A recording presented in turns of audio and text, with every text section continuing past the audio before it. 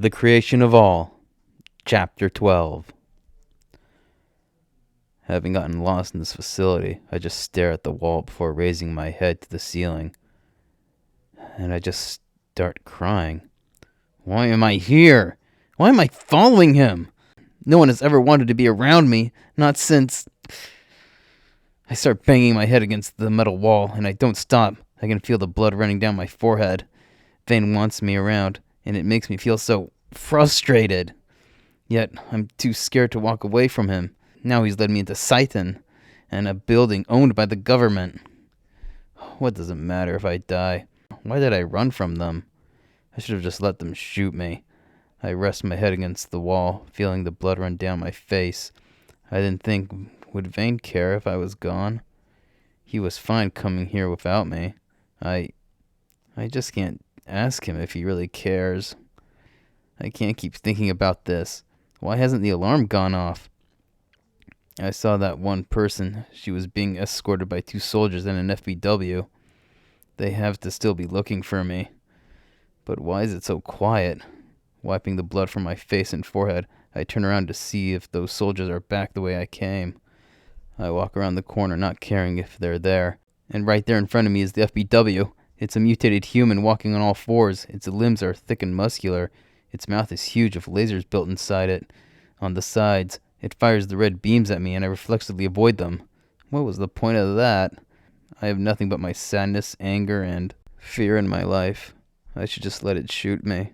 Standing there looking at this gross thing, I prepare to let it kill me. Suddenly, I change course, jumping into its giant mouth and grinding my arm straight up through its head, killing it. When I was prepared to die, all I could think about was Vayne, and that made me act. I didn't think I was going to do that. These feelings are messing with my head. Walking through the halls, I open doors and look around inside them for no particular reason. In the back of one of the rooms, I find a small wooden box that looks ancient. I feel something inside it move, and I drop it on the floor before leaving the room. Attention intruders. That's the voice of the person who was being escorted in here when we arrived. I am Jaroda, facility inspector for this region. I don't know why you're here, but you must be after something, not that it matters. I've already reported the 2 of you, and a military squad led by an officer is on their way. Even if you are now, you'll probably still get caught. I want you to know that I'll be releasing as many FBWs as I can that are here to rip the 2 of you apart. You're dead! Dead! She sounds really angry. What's her problem? I start to hear the sounds of gears moving. Looking up, there are these 2 large clear cages being carried by giant metal claws and move on the many rails that run across the ceiling in this building. The cages open and the 2 weapons inside them jump out in front of me. These weapons are all defectives that are en route to be disposed of away from our cities. No one will care if a few of them go missing. Chuda will mop up the floor when you 2 are dead. Why did Jaroda feel the need to tell us that? Sounds like Vayne woke up and came in after me. No, he came for information about his friend. The first of these weapons is just a giant human arm, I think. It moves around like a serpent and has the little mouths filled with sharp little teeth on the tip of each finger. It starts slithering towards me, and I was so distracted by how strange it looks that I lost sight of the other one. Something drops on me from the ceiling. It's the other weapon. It jumped up quickly and held onto the rails silently. It looped some flesh tubes around my arms and tail. It stands up, and I can tell this is just a wall of flesh on legs, with a bunch of loops made of tubes coming out of it, and now it's caught me with them. The arm then lunges at me. Its finger mouths bite through my clothes and start chewing through my skin. If I were a purebred, I probably wouldn't be able to get out of this, or I'd have been smart enough to avoid it. Either way, my legs are still free. I raise my right leg, positioning it in front of the serpent as it digs into me. Swinging my leg to the side, I cut the arm in half. The sad creature shrieks as it falls to the floor, wriggling around before it stops moving. I throw my legs up, putting my other limbs in the right position to grind through these loops. With my legs up, I grab the side of the living wall, lift myself up, grabbing at the top, so I'm handstanding on it. Just as it tries to shake me off, I fall down the back, grinding my arms through it as I go. Once my feet touch the floor, the weapon is now in 3 bloody pieces. My clothes grow back, and they've really gotten thin. This top won't last much longer. I constrict the exposed blood vessels from my wound to stop the bleeding. I quickly create scabs to regrow my skin. This wound will be gone by tomorrow. With the 2 weapons dead, I can still hear the sounds of fighting back the way I came. Vayne must be fighting some too. Walking towards the sounds, I don't feel like it's very urgent. I turn the corner and Vayne slams into me. Kuiga, I found you! Run! He shouts, getting up, grabbing my arm, pulling me along. Looking back, I see 3 giant boulders that look to be made of hardened human skin. They fill the whole hallway, so there's no getting around them, and I can see when they need to. Giant fingers come out of them, pushing them away from the walls or themselves to better aim at us. We need to get into a room, Vayne shouts, but he isn't stopping to get into any of the rooms we're passing. Makes sense. If one is locked, the time we'd lose checking would end up with us getting crushed. I thrust an open palm of the next door, grinding away the lock, and we dive in. The giant ball weapons are too big to get in, but they keep bashing against the doorway, denting the frame. I ask Vayne, not sure why I'm here. What is with that lady? She sounds really mad at us. I noticed that too. I think we're safe now, so let's start looking for that database Baragio told us about. Since we're in a storage room for shipments waiting to be shipped out to their next stop, there are clearly no database in here. Kuiga, can you make a hole in the wall so we can check another room? Yeah, sure. I'll just keep making holes until we find whatever you want. Thanks. Are you okay? You seem downer than usual. It only takes a second, but I feel a strange jolt through my body. A weird sensation. I'm not sure how I feel about it, but it happens whenever Vayne asks about me. When he cares about me? Not that it matters. He wants me to forgive Raiga, but I can never do that.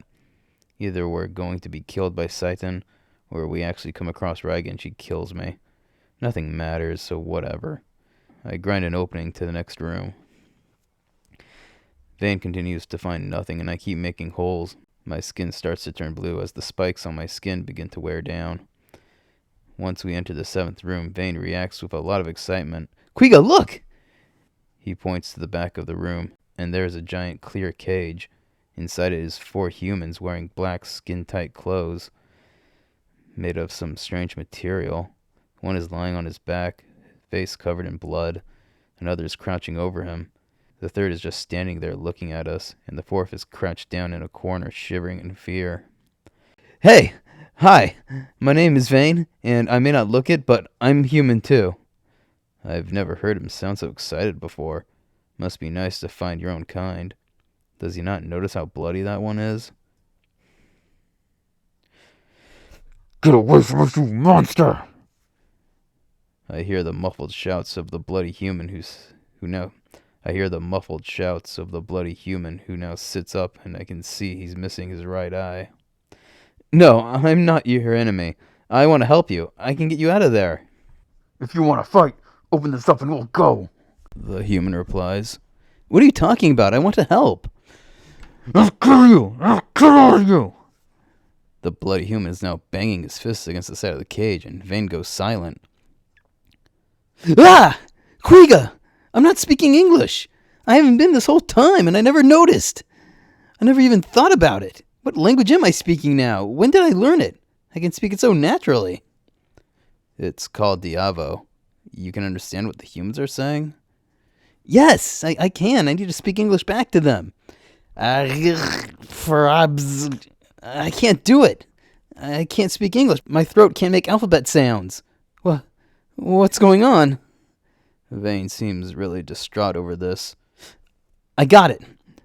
Vayne shouts, and he places the tip of his claw against the wall of the cage. I can see him turn his hand red as he scratches the surface of it. He's writing a message to them. My name is Vayne.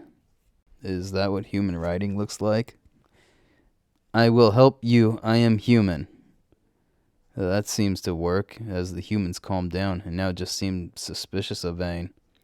They messed you up too, huh? You're going to get us out of here? The bloody one-eyed human says. It sounds like noise to me, but Vayne understands it. Yes. Stand back. Vayne turns red, reaches his arms out, sticking the tips of his claws into the wall of the cage, gripping it until the material shatters. Landon, Zach, find our gear. That computer monster put them in one of these. the one-eyed human says, and two of them run out, checking the smaller crates that aren't made of a clear material. I watch as they both stare at me like I'm something they want to observe out of curiosity. "Kenny, you okay?" he says to the cowering human, who just shakes his head without responding. "Sir, what about—" One of these humans say something to One Eye while pointing at me. Vayne starts writing on the cage. "Don't worry. She's my friend." "Is that so, Gray Kid? Well, I thank you for your help. I'm Corporal Christian, and this is what's left of my team, Zach, Landon, and Kenny." "You're welcome. She is Kuiga." Vayne writes something to them. One Eye then stares at me, not looking very happy. "Vayne, huh? Nah, that's a dumb name. And if you're human, then there's no way that's your real name." "I don't remember my real name." "They must have really messed you up. I'll just call you Gray Kid." I have no idea what they're talking about.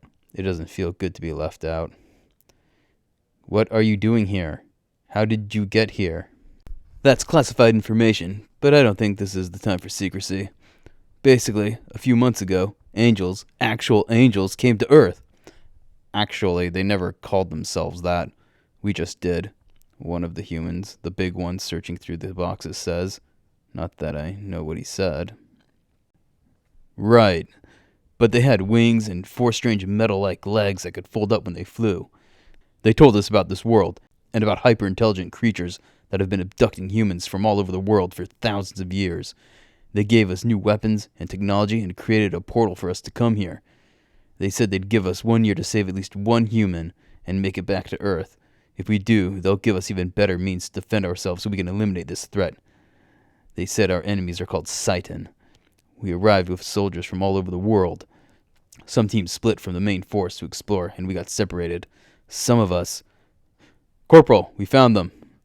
one of the humans, the thinner one, shouts. The cowering human then jumps to his feet and runs past me. The four of them pull out full-body suits of dark blue clothing, and they all put them on quickly. "That's better. These armors are just some of the technologies the angels gave us. Our vehicle was destroyed, so we need to find a new one. Men, let's start searching." One Eye shouts, and they all run to the door. "Hey, wait!" Vayne shouts, trying to warn them about the weapons still in the hall, but it's too late. The four of them run out there. They're attacked by these boulders, but only the coward screams. The other three fight back. Vayne and I run to the doorway and look out as the clothes they wear allows them to glide across the floor and on the walls. These clothes cover their entire bodies except for their faces. They're able to shoot yellow beams from their hands. These lasers have a brighter glow than the red CO lasers Seitan has. These beams are strong enough to knock the weapons back, but when they use both their hands, the humans are able to blast right through them. It doesn't take long for the humans to destroy their own sort of kind. "You think fearing those humans will help? I have plenty more weapons," Dorota shouts, and I notice the skinny human holding his hands up to the ceiling. He lowers his hand, and there's something being projected from his palm. The humans all look at it before running down the hall. "Come on, Kuiga," Vayne shouts, and we follow the humans. "You seem to know where I am." "You'll never get here," Dorota screams over the speakers, and 5 new cages come from around the bend of the hall, opening and dropping 5 new FBWs in front of us. The first is a giant green blob that instantly seeps into the thin gaps where the wall meets the floor. The second one flies around like a bug with wings made of skin. It has 8 limbs that I now see are each just a thick hair that it can move like a limb. Its head is a mass of eyeballs. The third one is just a torso that opens like a snap-trap mouth. It has another pair of arms where its legs should be, but has no hands. Instead, each arm has 5 large curved claws on the wrists. The fourth has a massive slithering blob of flesh for its lower half. Its upper body has 4 arms, and like the last one, has no hands. Instead, the bone of its arms are exposed and sharpened. It has no lower jaw, and its ripped open mouth extends down its chest. It's certainly the most damp of these weapons. The last one is the most disturbing, a giant smiling human head supported by 10 legs. Each one has a second knee joint. When I shout something and the humans attack, except for the shivering one that stays in the back. The big one fires first, but the beams pass right through the damp four-armed weapon, and it slithers towards him. The skinny one fires at the flying weapon, but it swoops down, wrapping its thick hairs around him and carrying him into the air. One Eye shoots at the snap trap one, but it leaps over the beam, latching onto the front of him, pinning him to the floor, where it tries to bite his face with its front teeth. Vayne hesitates. He looks startled and disgusted by the sight of these FBWs. His hesitation costs him as the big head weapon tramples over him. I charge forward, take a swipe at this thing's legs, hoping to break off a few of them, but it jumps back, landing on top of Vayne, pinning him to the floor. The giant head opens its smiling mouth and starts spewing out a black fog that moves quickly, surrounding us. It covers Vayne, and he starts coughing and sneezing uncontrollably. Once the fog gets a bit close to me, I start doing the same. My nose gets stuffed up and becomes very itchy. My eyes start itching too. I can't stop rubbing my face. I start taking several steps back while swinging my left arm in case this thing gets close to me. Hopefully I'll wound it. I hear Vayne groaning. I force my eyes to open, and I can see Vayne under the head, lifting it up, his face leaking tears and snot, as the weapon pummels him with its feet. But Vayne thrusts it straight up, and it hits the ceiling. I then notice that the other weapons are also reacting to the black fog, but it's not affecting the humans. Is it because of those strange clothes? No wonder this big head is classified as a failure. It affects anything near it, even allies. The head lands on its side, fog still flowing out of its mouth. Vayne grabs its lips, forcing them closed before spinning it around and throwing it down the hall. The head gets up and starts to run back towards us. Its breath is clearing. Kuiga, let's help them. Vayne then throws himself at the four-armed one that's attacking the big human, but he passes through it, getting covered in its slime. I was going to help One Eye, but the weapon that's attacking him was reacting to the black fog, and that let One Eye kick the FPW off him with one leg.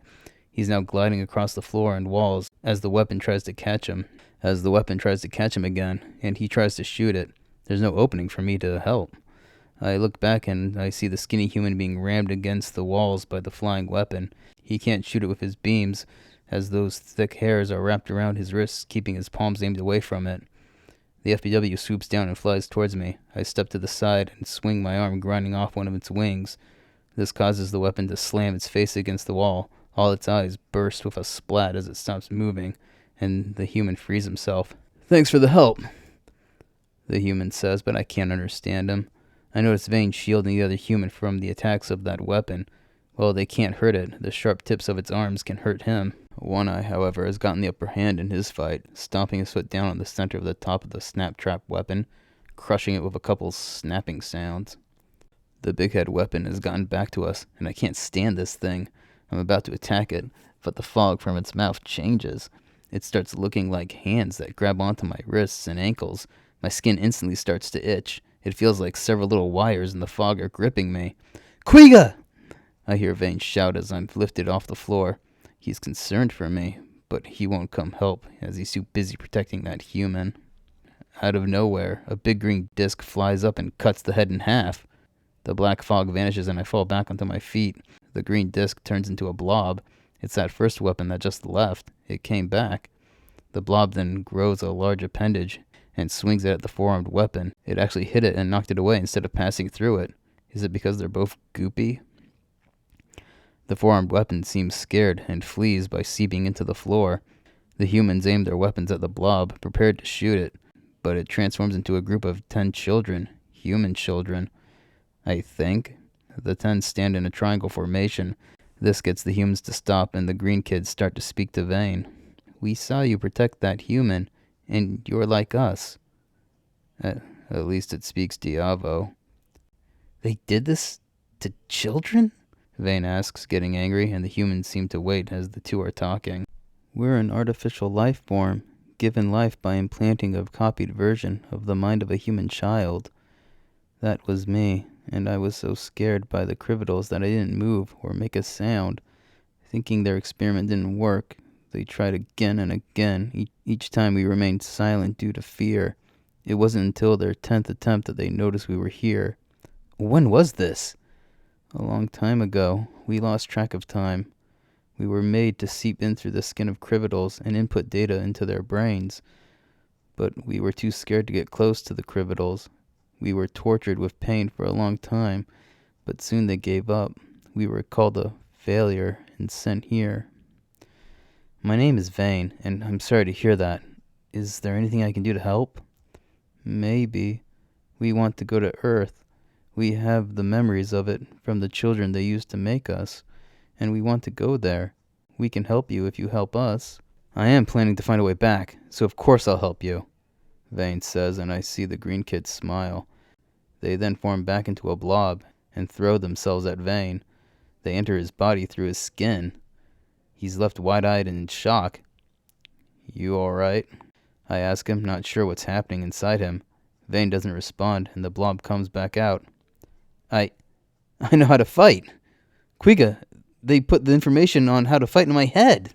He sounds happy. Yes, but since you have no experience, it may take a while for you to get good at it.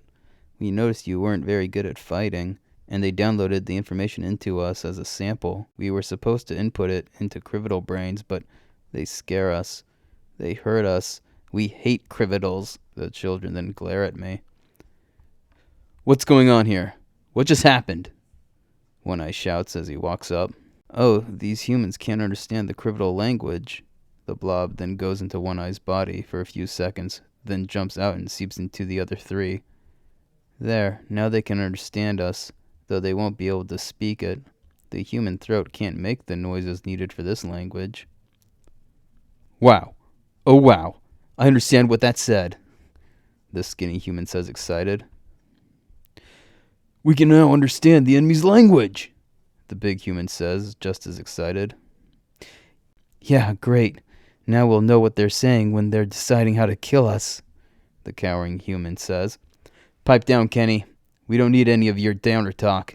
This is a huge advantage, One Eye says as he walks up to the green kids. Thanks, greenies. The kids smile in response. Maybe you should go with them. They might, Vayne says, but the green kids cut him off. No, we like you. We saw your body heal quickly. We think you can survive better and is more likely to get us to Earth. Okay, we're a team. What's your name? Our creator named us FBW1543 Model C08. Uh-huh. But let's get you some real names. We are all of the same whole. We only need one name. Oh, okay. Let me think. Sam? No, Alex. No, Hemerinia. No! Koraken. Vayne shouts, sounding proud of that terrible name, but the green kids smile. She's Kuiga. She's my friend, Vayne says, pointing to me, but the green kids' faces all shift and look demonic, angry, and they hiss at me before turning back to normal. We hate criminals. We only saved her because you were worried about her. We do not like criminals. None of them are our friend. After being turned away from everyone my whole life, I'd think I'd have gotten used to it, but no, it still hurts. I can understand how you feel, but not all criminals are bad. Trust me, you'll come to like Kuiga. She's a nice person, Vayne says, and it makes me feel so strange, like my organs are in knots, and I can feel my face blushing. No one has ever said anything like that about me before.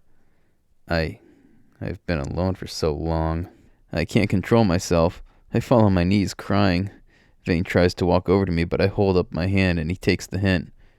She just needs a moment, Vayne says, and I can tell he doesn't understand why I'm crying or how I feel, but no one ever has. Great kid, we need to get moving. We need to eliminate the enemy presence here and find a new form of transport before their reinforcements arrive, One Eye shouts. Right, Vayne replies, and the humans run ahead. Kuiga, you okay? He asks, and I pick myself up. Yeah, I'm fine. Vayne pauses like he's thinking about something. Korkin, you guys ready to fight? That was impressive what you did before.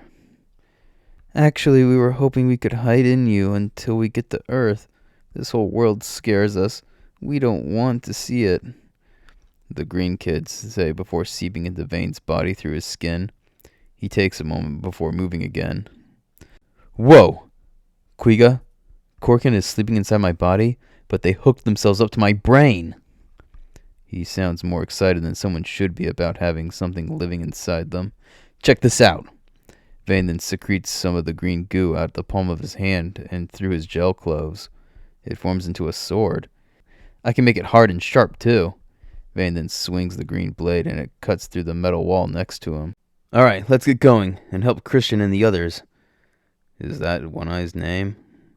Vayne pulls the sword back in through his palm. We also can't let them kill Gerota. We need her to find info on Trent. Vayne then runs down the hall, and I follow. We run past the hole I made when I ran in here, and into this large open area. The ceiling is made of glass hexagonal panels. The ceiling is 4 stories up, with a walkway on each floor that leads to various rooms. The space above us is filled with rails that go every which way. There are claws holding various different boxes and containers, moving them all around to different storage rooms or docks to be loaded onto transport. We're in the middle of the facility. The humans are staying close, looking around, deciding what to do next. When living specimens get out and become a risk, I am allowed to neutralize them. We hear Gerota's voice, this time in person, and not through the speakers. Up on the walkway of the second floor is Gerota. She has light green skin with short dark brown hair. She's wearing fancy professional clothes with the Citan symbol on the right side of her jacket. The humans open fire immediately, but the rails move and block the beams of the containers the claws are holding. But the containers are destroyed. You can't harm me in here, but I can kill all of you. Men, we're not going to get out of here as long as she's alive. Landon, Kenny, go back and search for a vehicle. Zach and I will eliminate the hostile. Those two run back the way we came, while the others glide across the floor trying to shoot Gerota. No, stop! Vayne pleads, but the humans don't hear him, or they're ignoring him. Vayne turns red and runs towards Gerota. Red CO lasers are being fired down onto the floor from under the walkways, and now we're all having to avoid them along with all the metal claws moving on the moving rails. The big human got caught by one of them. Vayne and One-Eye reach the other side of the room, reach the second floor with one jump. Vayne on her left side and One-Eye on her right. One-Eye shoots a beam at her, but Vayne tackles her down, saving her. Great kid! What are you doing? One-Eye angrily shouts at him. Vayne tries to answer, but Gerota strikes him in the neck with the edge of her hand and uses her legs and tail to get him off her. Chuda! Use the main defense! Gerota shouts, and that's when I see him stepping out from the room on the 4th floor walkway above where Gerota and the others are. Vayne can't see him, but his appearance is horrifying. It's so gruesome I have to look away. Vayne can't see Chuda from where he is. Fear soon starts to take over as I remember the name Chuda. He was a famous revolutionary whose team took back a city from Citan control in the Roprin territory. I didn't give it much thought, but people stopped talking about him and his revolution a few months ago. I've never heard of this form of Citan punishment. I may not know if I care about living, but a death like this scares me to my core. The walls of the 2nd, 3rd, and 4th floors, along with the rails and claws and ceiling, all move, combining in a giant machine that looks like an upper body. It moves on the rails on the top of the 1st floor. It forms so that Chuda ended up inside the torso, and Gerota is in the head. Chuda, kill them all, but kill that one first! Gerota shrieks, and the hands of the machine points its fingers at Vayne, who had to jump back down to the floor with One-Eye. The big human was able to free himself when the machine was coming together. Lasers are fired from the tips of the fingers at Vayne. Why is she so mad at him? Vayne is able to hold on to his red and avoid the lasers while the humans shoot back, but their beams are barely causing any damage. What is this machine made of? Will you just die? Gerota shouts, and Chuda, who has mental control of this building, which must be poisoning and killing him, moves the rails and claws around to attack Vayne. He then displays some impressive evasion like I've never seen from him. Kuiga, these new skills are amazing! Look at me go! They can't touch me! Vayne shouts before falling on his butt, and the claw knocks him clear across the room, smashing into the wall. These skills are for people who have tails, Vayne says, left wobbling around in pain from that hit. Chuda, stop messing around! This weapon can fend off small armies, so hurry up and kill that great thing! Gerota shouts. She really has it out for Vayne. Do you have a problem with me? You seem angry at me, Vayne asks as the humans shoot their beams, but they're blocked by the lasers fired back by the machine. Of course I do! How can I not after what you did to Mashai? Mashai? You know her? She was one of my sisters. She's practically dead now thanks to you. She told us all about the gray-skinned, red-haired FBW in gel clothes that struck her. She barely managed to get it out before slipping into a coma. Hey, whatever is wrong with her, she did that to herself. What option did she have after you humiliated her? She was never going to get to keep her agent title or Zero Stone after that. You stole everything from her. Killing you was the only way she could have made up for it. Now she's slowly dying. I'll make sure to kill you for her. Lasers start raining down around us again, moving across the floor, and we all have to start moving. The humans try to get in close, shooting at various spots looking for any weak points. The whole machine moves along the rail to the other side of the room.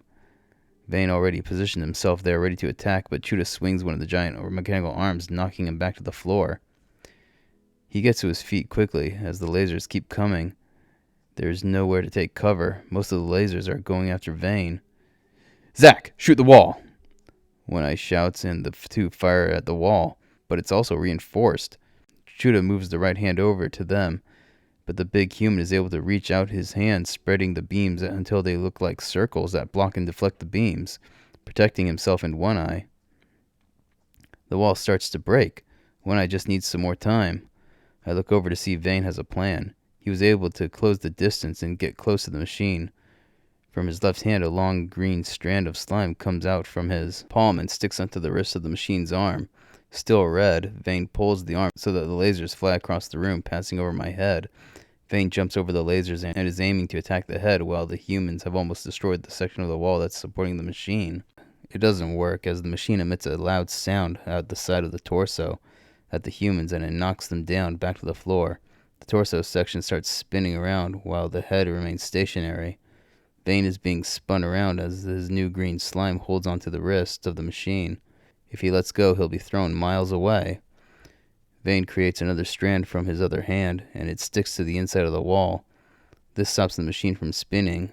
Vayne lets go of the machine's wrist and is almost launched far away, but he pulls himself back with the other strand. He tumbles across the floor as the green slime is pulled back into him. Ugh, everything spinning. Now, Chuda, kill it! The arms move so that the lasers are all pointing down at Vayne. I rush in and pull him out of the way. A beam hits my back, burning away my skin. I can feel a lot of blood running down my leg. I constrict my vessels to help stop the bleeding, but the burning pain is so bad it makes it hard to stand. But I fight through the pain. All 10 lasers rain down on us. Just then, the humans blow the wall away, forcing the machine to move to keep from falling on the floor. Come on, Zach! One more time! The human's ready to destroy more of the wall with another blast. Use the cleanser, Chuda!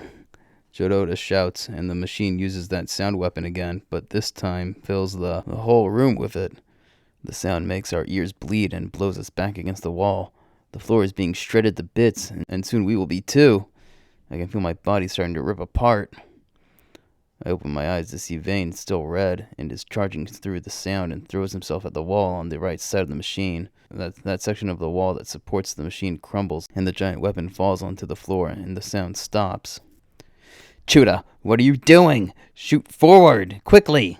Joda says, and she climbs out of the head and runs to the right side of the room. The humans start shooting at the machine as Chuda uses one of the arms to prop the machine up and fires 5 lasers at them. Vayne must think the humans can finish the job as he reaches out and grabs Jodada by the arm. She starts hitting him in the face with her tail, but he doesn't let go. Chuda, destroy the floor! Jododa shouts, and Chuda points the lasers at the floor, and the tiles start to turn red. I don't know if they'll disintegrate and drop us all several hundred feet or explode, incinerating us, but it doesn't matter. I've already gotten behind the machine and drove my arm through the back, stabbing through Chuda, killing him. The machine powers down and collapses in a heap on the damaged floor. Kuiga? That was brutal, Vayne says as I pull my arm out of the machine, Chuda's blood running down it. Black and dark brown fluids are mixed in with his blood. Chuda was suffering. After what they did to his body, he probably only had a few weeks left to live. I want to explain it to Vayne, but I see the look on his face, one of shock and disgust. The way he looks at me, it hurts, and I can't say anything. It's a good thing I had these two get into position just in case. Now! Jododa screams, and from the right side of the room, a door on the first floor bursts open, and the 2 soldiers I saw her arrive with start firing their lasers through the doorway. But they're quickly blasted by the humans. The whole firefight only lasted a few seconds. Oh, Jododa whines as her soldiers are quickly dealt with. Alright, now to finish this, One Eye says, putting his open palm up to Jododa's face. But Vayne is quick to grab his arm, moving it down. Sorry, Christian, but I need her alive. What's going on here, Gray Kid? I was abducted and brought here at the same time as my friend. I want to know if he's still alive. Vayne then pulls Jododa to him. Tell me, was there another FPW made at the same time I was, by the same person? Who was the human used to make it? Vayne is getting pretty intense here. I don't know. I can check the records. They're over there.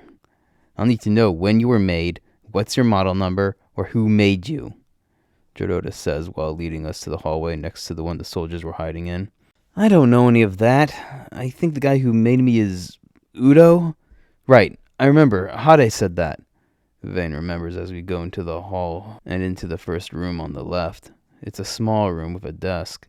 Jododa turns it on, and the screen of light appears above the desk as Jododa starts typing. Wow, you met Hade?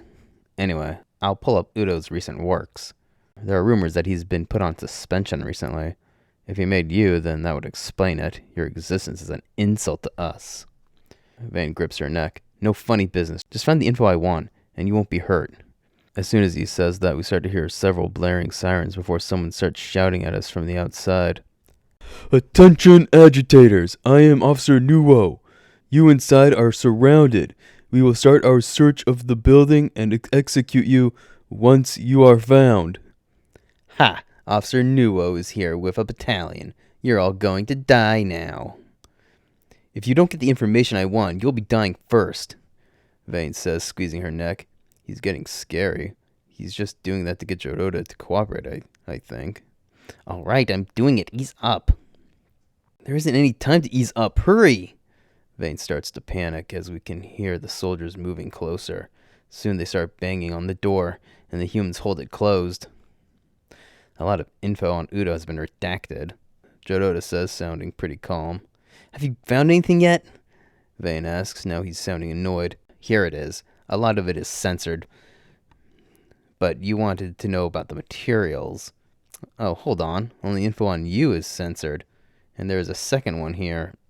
Udo FBW 1500-310 Model 2. Is this the human you want? I can tell by Vayne's reaction that this must be his friend in that picture. That's him! Where is he? Or that weapon now? Vayne says, putting a hand on Jododa's shoulder, urging her to answer. Calm down and get off me! According to this, unlike you, Model 2 obeys orders and is currently dispatched to the Goral region in the Tavern territory to help defend Brioria's power plant. Uduma wants Brioria to stay in control of the Gaushala Corporation. Kuiga, do you know where that is? How far is it? I barely know where I am now. I've never been to the Tavern territory. Jododa, how far is Goral from here? How do we get there? The nearest entrance to the Tavern territory is a 5-day trip by a normal craft. And even once you get there, it'll take over a week to get to the Goral from there. She makes getting there sound difficult. Great kid! One Eye shouts as he and the big human are knocked aside by the door breaking, and one of the FPWs we saw back in Turgum comes into the room. This way! I shout, already having made a hole in the wall. Vayne grabs Jododa and throws her at the weapon, and the four of us run out into the next room that leads into the next hall. There are soldiers and FPWs here too. They and the humans start shooting at each other. We gotta get out of here! Vayne shouts as we make our way back to the big open room. Once we do, all the noises stop. There we see Nuwo standing there with the soldiers and FPW standing back. Things have been getting boring around here. Not as many troublemakers or revolutionaries these days. People are starting to learn. I'm glad there are still some idiots out there. He then pauses, noticing Vayne's strange appearance.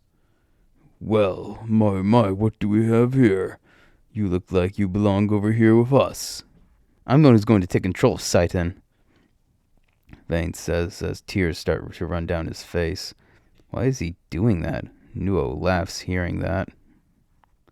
You know, millions of people have said that, and they did it without blubbering like a coward. Hey, I'm not blubbering. Vayne wipes the tears from his eyes, but they just keep coming. My Koronqua, Restion, is able to manipulate and control the reality of bodily fluids. Nuo says with a sinister smile as the solidified cords of various fluids burst out of Vayne's arm and torso. Vayne isn't bleeding. All his blood is being used to restrain him. I can tell by the look on Vayne's face that he has no idea what to do. I reach an arm out and charge towards Nuo to stop him, but my blood rips out of the skin of my arm, wrapping around it, digging into it. The same happens with my legs, and I fall on my back. Why did I try? Just then a giant saucer-shaped vehicle smashes through the wall. It knocks down all the soldiers' weapons and hits Nuo so hard he flies to the other side of the room. My blood falls to the floor, returning to normal. So does Vayne's, but his quickly fades into a black ash, and he loses his red. "Get on!" The skinny human shouts, and the other two humans jump on while the other two cover them. This saucer craft has several strong weapons mounted on it. "Great kid, we gotta go!" One Eye shouts, urging Vayne to go with him. With my legs torn up like this, I can barely walk. It's only a moment, but waiting for it felt like an eternity of suffering. "No time, just go," Vayne says as he picks me up in his arms. I keep waiting for him to abandon me. I thought he would for his own kind. Now I feel bad for doubting him all this time. But he was willing to come here without me, so it's not like he won't leave me behind someday. "Good luck, Gray Kid," One Eye shouts as they drive back through the wall and off into the wilderness. Where did they get that saucer? It's repelling the CO lasers. Is that some prototype that was being shipped somewhere? "After them! Don't let them get away with Scythian property!" Nuo shouts, and some of the other soldiers and weapons chase the humans. Vayne runs back into the hall we were just in. "Don't worry, Kuiga. I'll get us out of here." He sounds so worried. I notice his hands are covered in my blood. He's worried about me. Vayne runs down the hall, turning several corners as I can hear the soldiers chasing us. Joroda then appears in front of us, holding 2 laser guns. "I won't let you live." "This is from a shy." She fires several beams, but they all fly past us. Her aim is terrible. There is a moment of silence before Vayne runs past her, shoving her to the floor. "We just need to get out of this building," Vayne shouts as he runs, but we're stopped again, passing a staircase. A cloaked figure runs down the stairs and blocks us. I can tell by the shape of his body under the cloak that this thing isn't crivital. "Searching. Looked all over. Can't find," he shouts before trailing off, and then seems to stare off into space. We don't have time to waste. The soldiers will be here soon. Vayne tries to step around this creepy person, but they reach out, grabbing my arm, pulling me to my feet, and holding me close to him. He smells so damp and musty. "Nidon, Carl Hall." "No, this isn't Nidon. This isn't Carl Hall," he shouts, and this is all so annoying and painful. At the same time, this person then looks around the area. "Too much time." He sounds broken up, shouting that. "We have very little time. People are running to capture us. You too, probably. So we best make an egress now, and you let her go," Vayne says, and I wish he'd just pull me off this thing. "Leader, how is my come to this? Where are you? Searched everywhere. All Mectra. You. Will look, obey. Too much time. Let go. Who?" He shouts, and I just don't understand. "I have no one. I'm starting to think that he forgot he stuck me to him. Vayne grabs my arm, trying to pull me away from this being, but the stickiness is too strong for Vayne to pull me off. He needs to do his red trick, but he might rip my arm off. 4 soldiers then turn the corner, not expecting us to be standing there like idiots. They all crash into Vayne, and they all fall over. The weirdo steps back to avoid them, and then jumps towards the soldiers with me still on him. I'm being dragged along as he moves. The 2 soldiers open fire on this strange person, but he bends and curves his fuzzy body in unnatural ways to avoid the lasers, complete with all the bone-snapping sound I can hear from inside his body. The 2 start to drag Vayne off. The strange person gets close to a soldier and swings his arm at the soldier's head, leaving some matter from his arm on the helmet. The matter turns into several spikes that pierce through the helmet and the soldier's head. That soldier crumples to the ground in a heap, with blood pouring out from under the helmet. And the stranger hits the other soldier in the side of their body, leaving the same matter that stabs and kills them too. With both of them dead, I can notice a serious amount of that guy or thing's arm is missing. The other 2 soldiers turn their weapons on the fuzzy guy, who answers by coating his body over my back and limbs, taking control of my movements. The soldiers fire their weapons, but the stranger avoids them, moving in bizarre ways. It jumps to the ceiling, his feet sticking to it. He jumps back to the ground, extending a leg, and the black, fuzzy stuff controlling me moves off the back of my leg, allowing him to use my skin. My ability to bisect one of the soldiers. It's surprising he recognized my marks while doing all that rambling. He then swings my arm, destroying the barrel of the other soldier's weapon. The soldier then draws a knife. The stranger slides his body off me and onto the soldiers. The black stuff envelops the soldier and crushes the body before leaving it and taking back its former shape. The soldier collapses into a bloody pile. Without the cloak on, we can see that this guy has a thin body with long arms and legs covered in a thick, fuzzy fur. Enough! Where is the leader? You will all look! The stranger shouts. Too much time? You must look! The stranger, having separated from me, continues to break down. Did he mean to use that much of his body to attack those soldiers? He's melting into a pile of goo. Leader, you're here, I'm sure. Give me a sign. You do as I say. Search for leader. Suddenly, his body collapses, having become a puddle, before turning into 8 rods that twist and bend and stab into the ceiling. That startled me, but they seem to have stopped moving. These rods had conveniently formed a barrier, stopping any more soldiers from following us. Vayne picks me back up and carries me the rest of the way down the hall. He flings a mass of green slime off one of his hands, smashing the window at the end of the hall, and he jumps out of it. He hits the ground, and there is a lot of noise and flashing lights. I can see the airships moving around in the sky, looking for us. Vayne starts running and jumps over the perimeter wall. He keeps running until we get into a forest. There are several giant stalks that split 15 feet up. The other stalks curve down and are lined on the edges with small, colorful lights that generates on its own. Vayne hides at the base of one, and we see things flying around in the dark. They're FBWs, flying machines filled with weapons, with the top half of a human body fused to it to control the machine. I can see the look of rage and disgust on Vayne's face. I'm going to start my own revolution, Kuiga. I have to. I don't know how, but I'm going to figure it out. I can't do nothing. He grips me tighter. Suddenly those flying FBWs find us and start shooting missiles at us. Hang on! Vayne shouts as he turns red and starts to run. At the speed he's going, it doesn't take long to get away. He comes to a stop in the middle of a clearing as Huravenon starts to rise. We're in an open field filled with the dark blue grass that's waving in the breeze. There's a small pond in front of us, and everything is silent. He puts me down on the edge of the pond. You okay? You lost all the blood and some pieces of yourself. Vayne asks, sounding like he might cry. He would cry for me? Was he so worried for me that he didn't even notice that our clothes turned red when he did? I'll be fine, so long as you don't move me around anymore. Nothing I lost can't be grown back. I just need rest and food. Vayne looks around, but I can tell he isn't sure what to do. I can't tell what is or isn't food out here. Don't worry. I don't feel like I'm dying. Why'd I lie to him? Did I not want him to worry?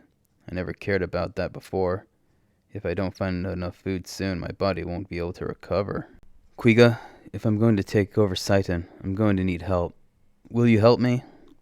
The only thing I've ever wanted was to kill my sister. Doing this is the best way to bring her to me. But that's not why I said yes. I don't know why I agreed, but it doesn't really matter. I've never felt like I've mattered, but he thinks I do, and that makes me feel so strange. Why didn't you go with your own kind? Huh? I wasn't thinking of leaving with them. All I thought was about getting you out of there. That hole I was closer to get to, and gave more cover. I stopped talking after that. I can't take any more. He's making me feel so different. Chapter end.